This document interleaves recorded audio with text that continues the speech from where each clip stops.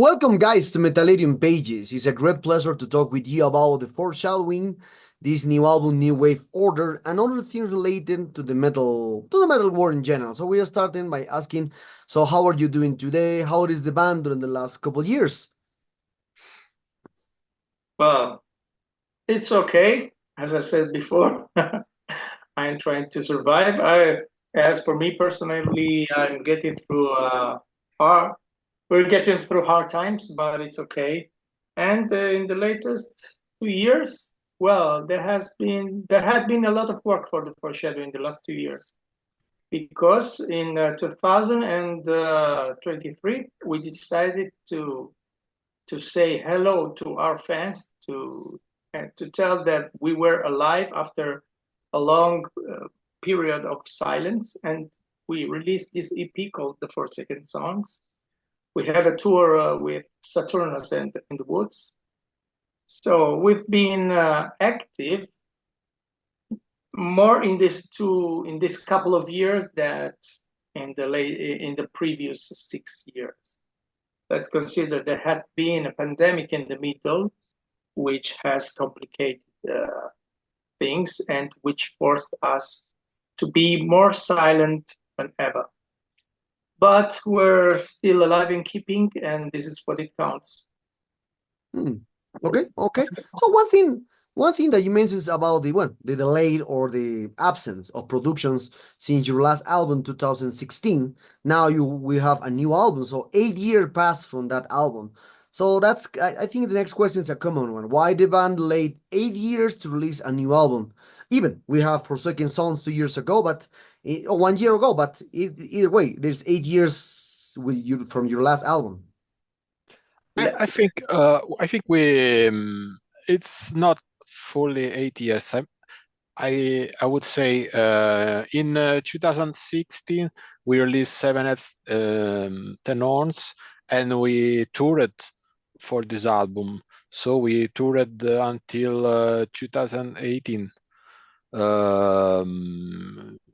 We had the European tour, Italian tour, some festivals. We played in Russia, and we started working on the new album in 2018, basically. We were ready to record the album in 2019, and we started recording drums just 1 month before pandemic. So basically, we plan to release the album in 2020, first 2021 at maximum, but we had to change the planning. After starting the drum recordings, pandemic started, and we were forced to stop recordings, and we took just 1 year to reprise the recordings, and then we stopped again, and then we record. It was just like 2 years of stop and go with the recordings. So basically another 2 years was wasted out. We finished the recordings 2022, and then we released the EP, the tour, and finishing the mixing of the new album. We had this deal with this new deal with Life Force Records, and finally we will release this album. So it was planned just four years ago. The break was forced in some ways, you know. Oh, okay. So now this new album, usually all the band thinks that the last album is the best effort to date. I usually think that the last is all albums are like a child for you, because that's completely normal. But if we put in these elements, so what are the reasons that they make this for you? Perhaps the album, this is the best work to date.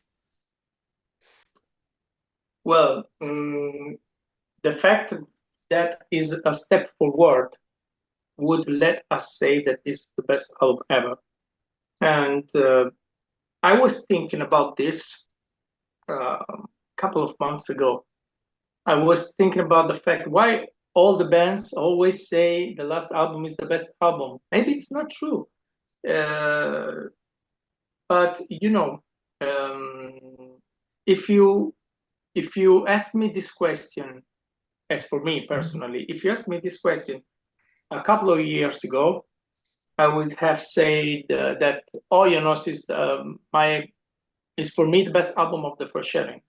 But just a couple of months ago, it happened that I released that I listened to Seven Heads, 10 Horns, and I wasn't listening to it for a very long time. It was maybe 3 years I wasn't listening to Seven Heads, 10 Horns, and there were some parts which I completely forgotten of my head, and I was astonished to say, oh, did we do this part? Did we insert this part here? I recognized just after a long time, because, you know, consider when we release an album, during the release process, you listen to the stuff 1,000 of times.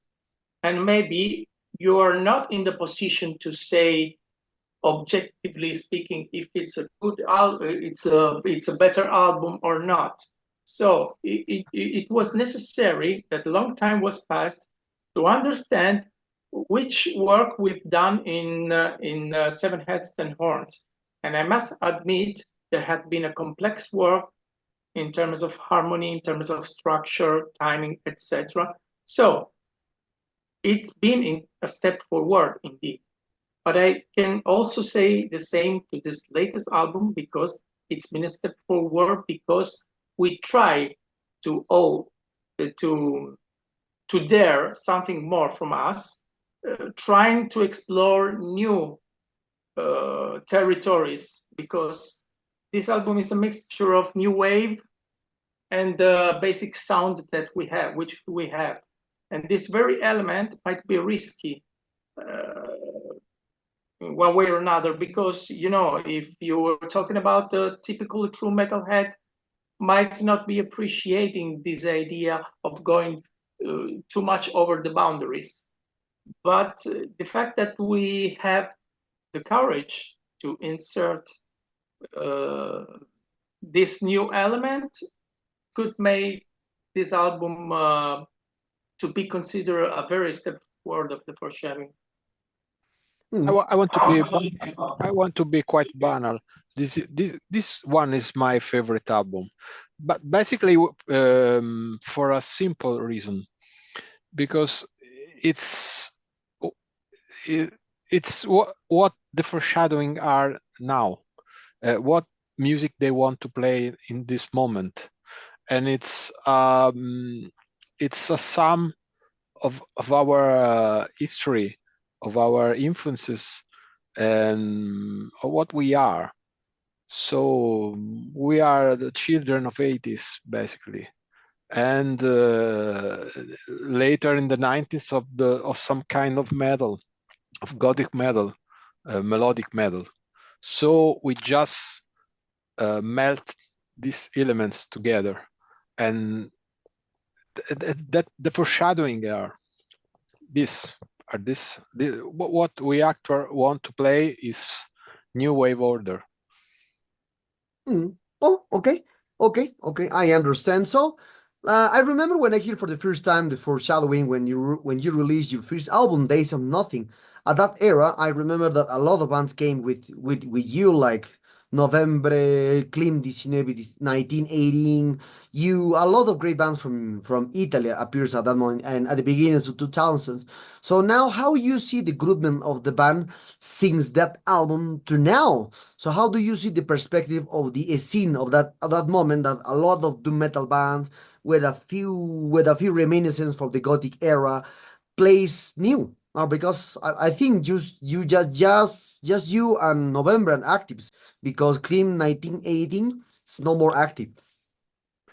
No, they are active. I used to play with Klimt too. I recorded the first two albums with them.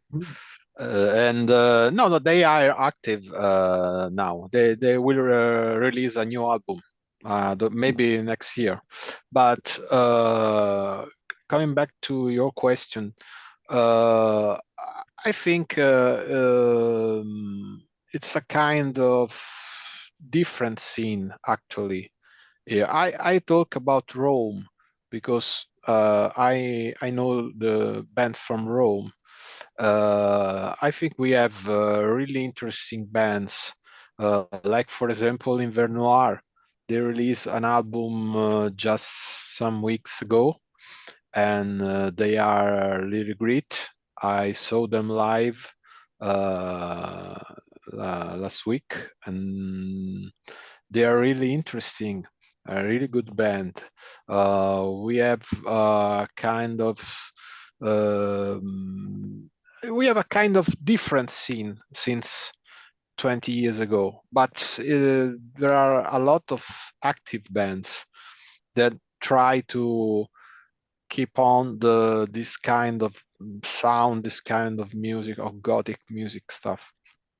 We have Steel Wave also. It's a really good Autos, band. Autos, yeah. Autos as well. Autos is more like sludge metal. It's Sludge quite metal, different, but anyway, a really great band. We have Shores of Null that are well known. Um, I think it's Doom Raiser. I think we have an active scene actually. It's just different from the scene that 20 years ago, but it's and we are still here. So Okay, okay. So other kind of situation is that when you can see, I remember when I hear for the first time your album, and now see a lot of reviewers of the last albums of the Foreshadowing, and usually the people, fans or reviewers start with the words gothic metal, doom metal, this kind of stuff. Other people say that it's other atmospheric metal. So I don't know. There's a lot of There is a lot of labels for the people, fans, reviewers. So now, as you are the creators of the music, how do you describe your sound yourselves?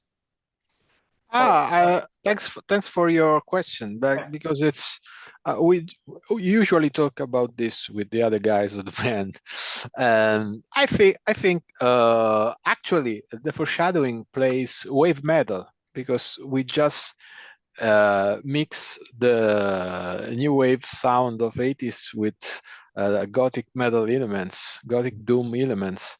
So I think it's easy definition, but it's quite clear. I don't think it has no sense to still looking at us like gothic doom. I think actually we have more gothic dark stuff in the music than doom. I like the wave metal definition. It's fit a lot with what the Foreshadowing are in 2024. Mm. Yeah, and I will also say that maybe it's not convenient for a band to self-define our personal style because it doesn't allow you to evolve your sound, because possibly you could be labeled too much by the reviewers, by the listeners, by the audience, etc. And this might influence you in a negative way. However, we have to remember that we as artists feel the urge of trying out something new to give us musical evolution, and this might be translated in a willing of finding new boundaries, explore new territories. That's exactly what we did with this album, for instance, but we also did in the past. just consider, for instance, there's a track in Second World which is called Colonies, which reminds a little bit the Swans, you know, this folk, dark folk band, which is unusual for a metal band. But we love this band, and we took our inspiration from this band to do Colonies. Or maybe you consider a track like "Until We Fail" in our fourth album, in Seven Heads and Horns, which is a sort of synth pop mixed with gothic elements, which remind a little bit of Depeche Mode or whatever. And we always try to explore new boundaries also in the past, but not so much like in this album. And this just to get rid of this label of being labeled as a gothic doom metal band.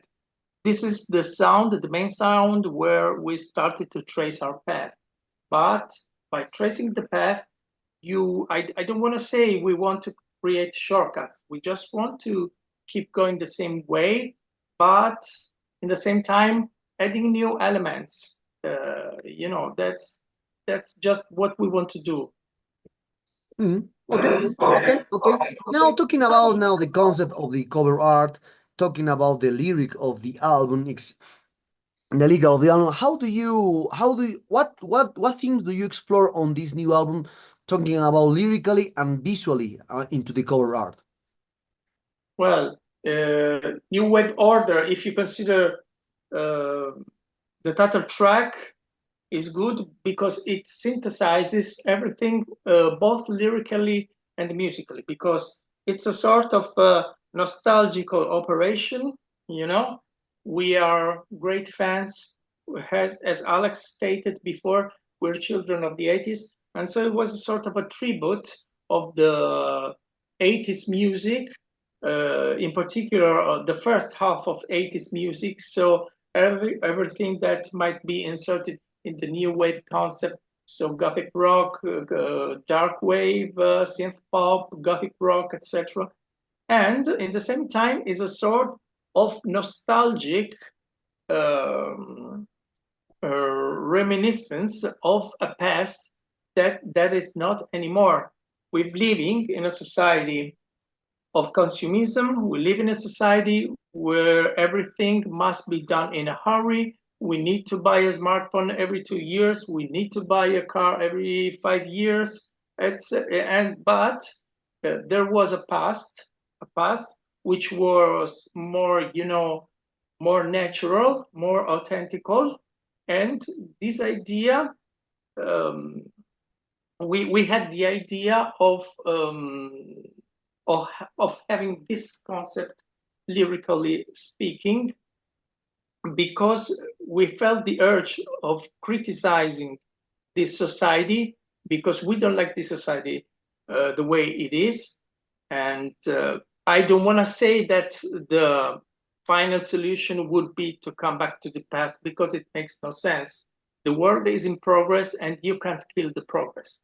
But we just want to let the people realize that we should need some time for ourselves.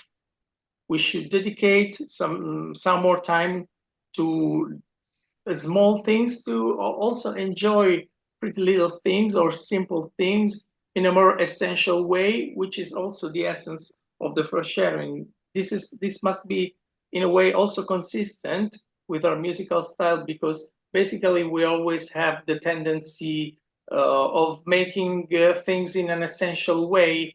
Our music style in general is not so complicated. It's not like Meshuggah or stuff like this.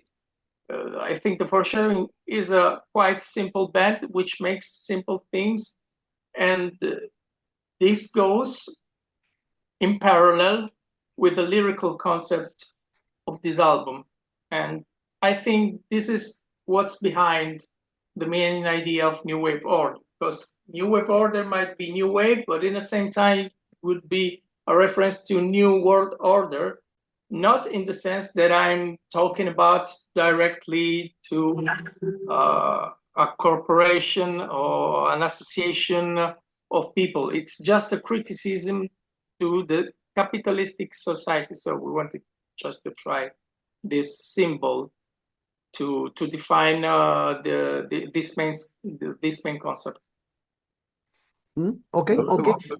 Coming back to your question about the visual, I guess you mean about the artwork, the cover Yep, album, that is correct. right?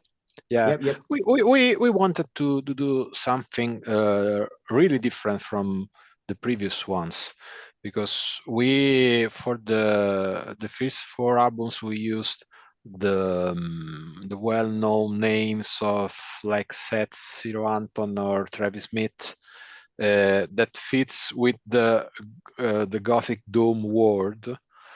For this album, we wanted to have something totally different that fits better with the music and the concept of the album. So we just asked to Fabio Dimpanaro, who is a great artist, and he did an amazing job. Let me say, maybe it's my favorite cover album of our entire discography, because it's really simple, but at the same time it's evocative. And yeah, it reminds a little bit the 80s cover in general, no? Yeah. Yes. For instance, Also, the color reminds a little bit, Ocean Rain by Echo and the Bunnymen.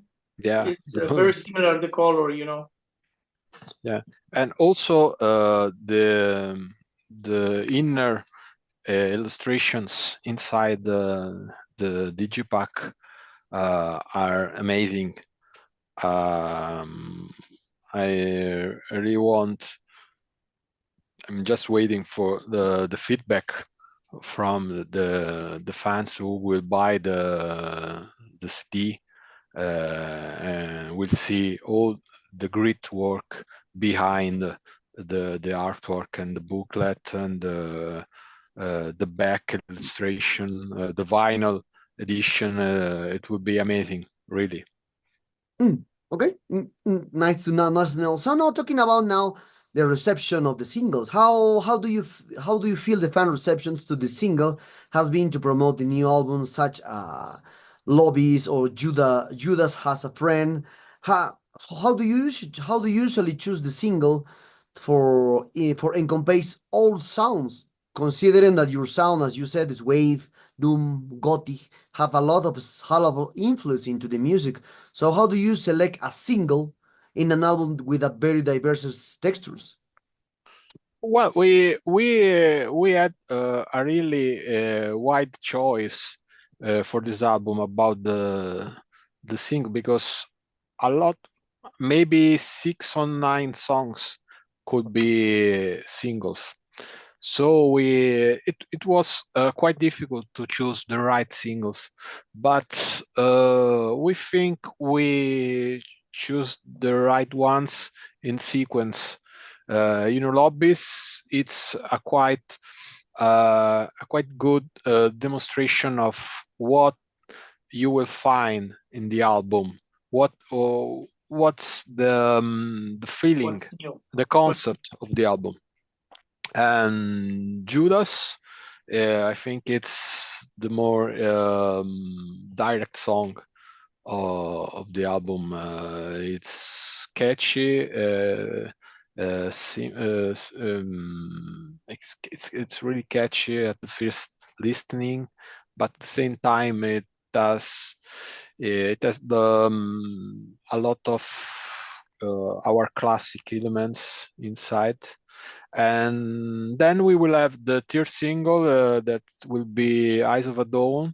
It will be quite strange for our listeners, because it's something quite different from what maybe they are expecting from us. But Don't I'm spoil too much. really curious to see reaction and feedbacks from the next single, in general, from the listening of the entire album, because I think apart the singles, it's always important to listen to the album in the whole, because I think it's a really organic album, and every song it's a piece, it's an important piece to have the whole picture of what the foreshadowing is in 2204. Yeah, let's say there had been discovered a lot with these two tracks, but I think what Alex meant is that there's still a lot of new elements that still have to be discovered. So it's very important that sometime people listening to this new single doesn't get in a final judgment in advance. With these two tracks, they have an impression, they got a feeling of what the album will be like. But I said it, there's a lot of things that still need to be discovered, and it's important, yeah, like he said before, have a final judgment after releasing the album from the beginning till the end. I think the feedback anyway until now it was really Yeah, so good. far it was good. Yeah. I expected more critics for lobbies, for example, but there was instead really great feedback in general. So we are really happy about this. We had some kind of problems with the video for Judas, because it was partially we had some problem in promoting it on YouTube, actually, because of some inappropriate issues. We will try to fix it, but anyway, the feedbacks are great until now, and I really want to know how the entire album will be received from the audience, for our fans. Okay, interesting. So we are very close to this interview, the end this interview, guys. And for this topic, what kind of plans do you have for this new album? You will present tours, gigs, more videos, as you say, you will present more videos. So perhaps you are already working a new album. Who knows? What kind of plans do you have in general for the Foreshadowing and the last album? Yeah, Alex anticipated you that we're planning to release this third single, which is Eyes of a Dawn. And so you're going to see the video very soon. And apart from this, yes, we're trying to plan on a tour. We always said it in our previous interviews, it doesn't depend on us. It depends on the promoters. It depends on everybody who are in the music environment. If they're interested to involve the Foreshadowing in a tour, we're always available to go everywhere in the world, because you know what makes a band is record albums and playing gigs, and that's exactly what we want to do. So if we had our way, we'd play everywhere, even in Australia or whatever. But as I said before, it depends on the terms. If the terms and conditions are good, and if it's worth to take part on a tour, we'll do it for sure. And that's what we're trying to play. We're moving in progress in this way. We'll try to play live as much as possible, but it's not totally up to us. we are available for gigs, festivals, and tours. So let's see what will happen, and hopefully we hope to come back, to come for the first time in South America, because we never played there. So it should be amazing. Let's see. Yeah, we've been contacted some year ago by some but South American promoter, but yeah. it was an attempt, but then it disappeared. Okay. More than one time, but let's see. We'll see if there will be a possibility. We will come for sure, because we never played there. So and we have a lot of fans there. So it will be amazing. And about the next album, we already have some ideas, some songs in development. And let's see, it's too early now, but now that we have a solid situation with Life Force Records, we can schedule the releases. So I think we will have there will be a no new more album. 8 years. Yeah, no more 8 years this time.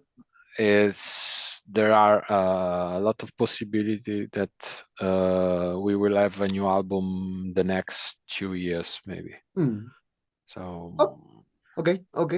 So talking about one topic that you said, Alessandro, it was that you said when you tried to publish the video from Judas, you have a little inconvenience with the algorithms with YouTube, that is not inappropriate for some publics or from some areas, because that's completely normal. Judas represent in a lot of countries the bad side of the one religion. That's completely normal for this topic. So, and this in related with this, what is your point of view about machines or the AI in general, or algorithms not understanding our versions and starting to censor them or seeing them as inappropriate by the public? But because at the end, this is just art. It's not controversial. It's not this kind of stuff. It's just art. A lot you can see Cannibal Corpse art is just art. yeah, This is completely normal. But the machines or the AI or the technology doesn't understand what the art means. That's why when you try to put nude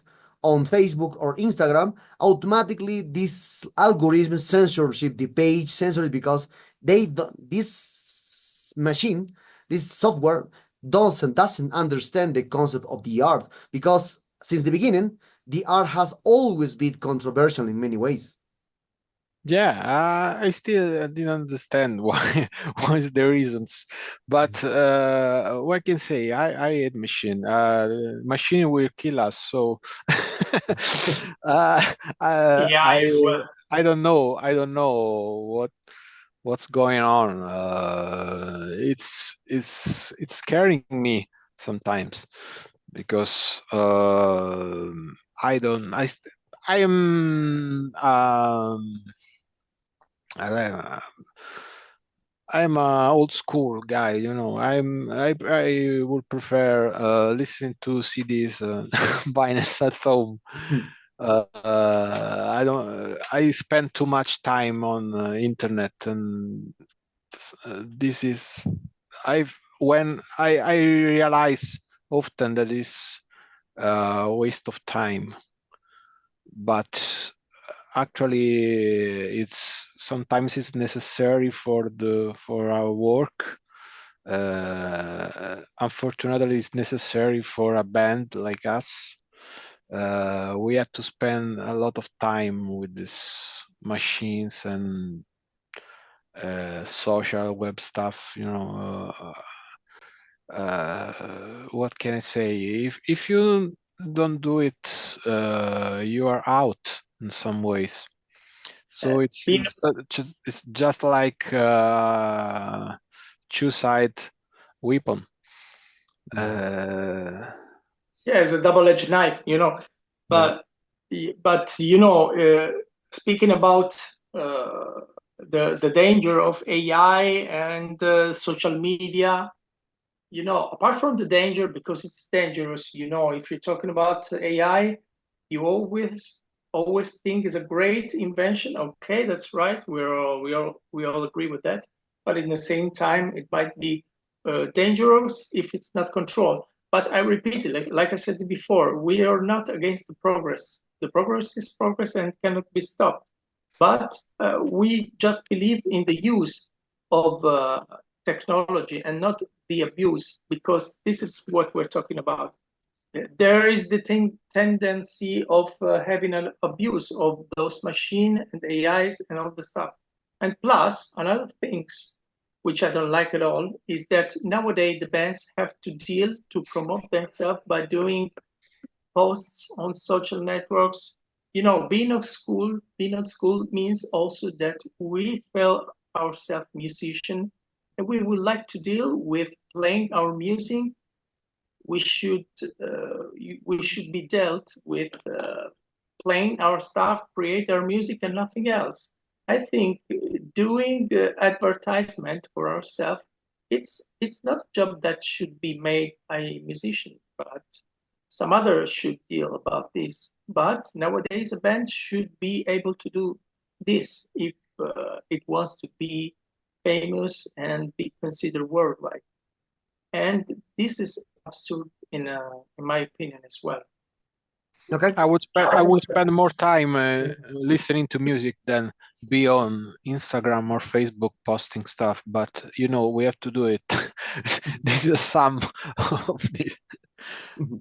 I remember once we were in a venue, and one of the staff told us, "Hey guys, you should be more active on TikTok." No way. I don't know. I don't really. I think none of us has a TikTok account, maybe. So for us, it's this makes me think of which kind of world we are getting through nowadays.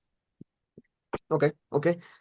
Continuing the interviews, one of the last questions for this interview is talking about the history of the band a little, because you pass since your first album and your fifth albums, you pass with a different labels, because your first album was released by Candlelight Records, then Cyclone Empire, and now you are like Life Force Records.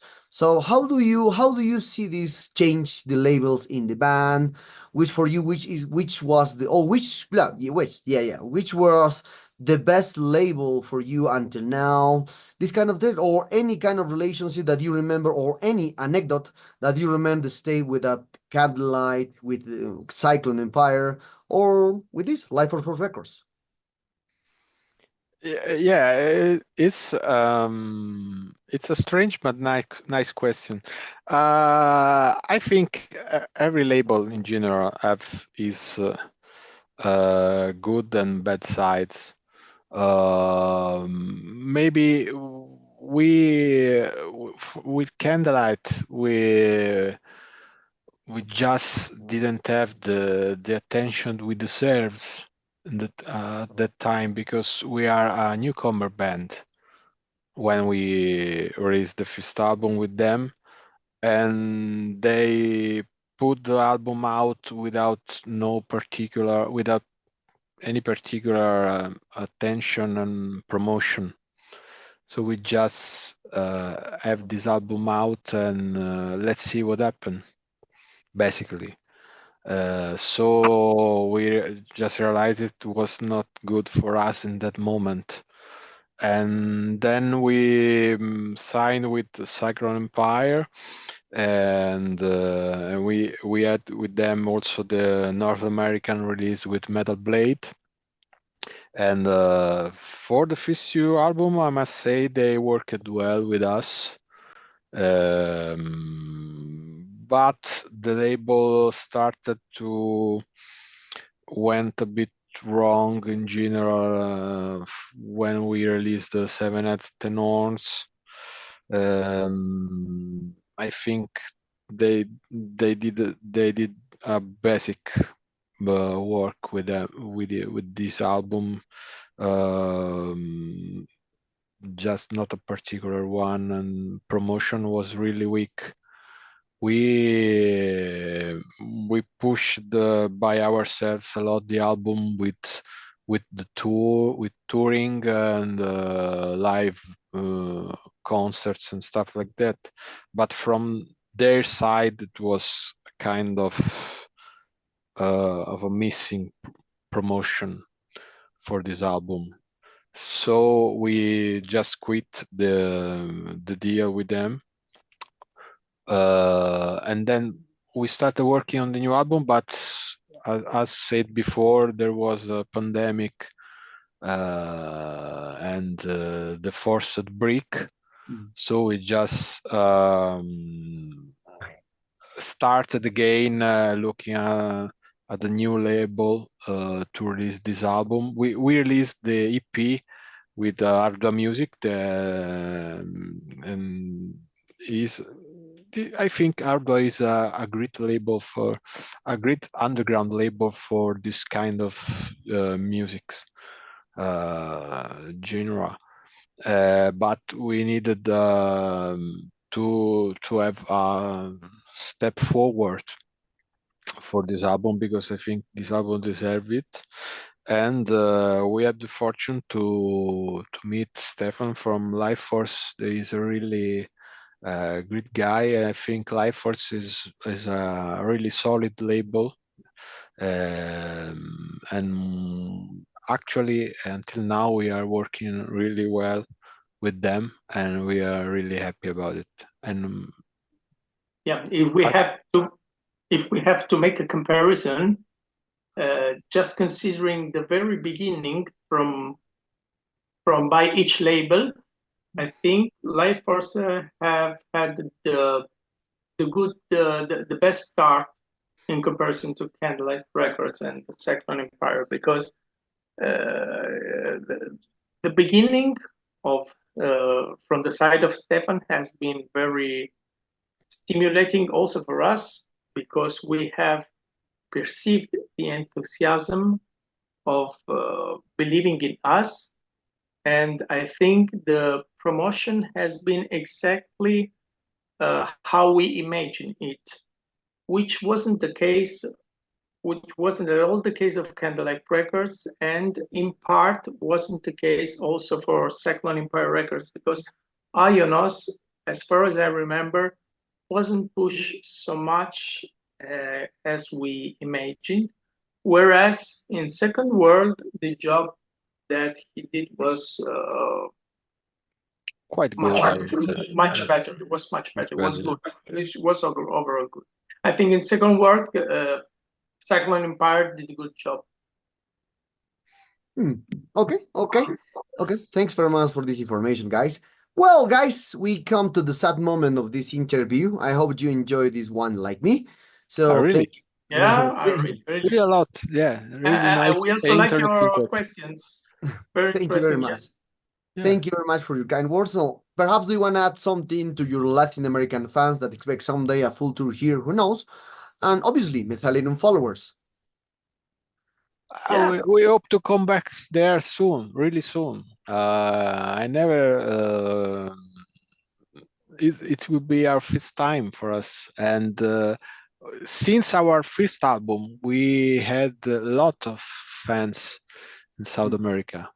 So basically, some of them tattooed our albums on their body. Yeah, you know, there's an Argentinian guy in particular, I remember. We received a lot of messages from South American fans, often, really often. Okay. So we really hope to come back there soon. And we want to thank them for the love and support as well.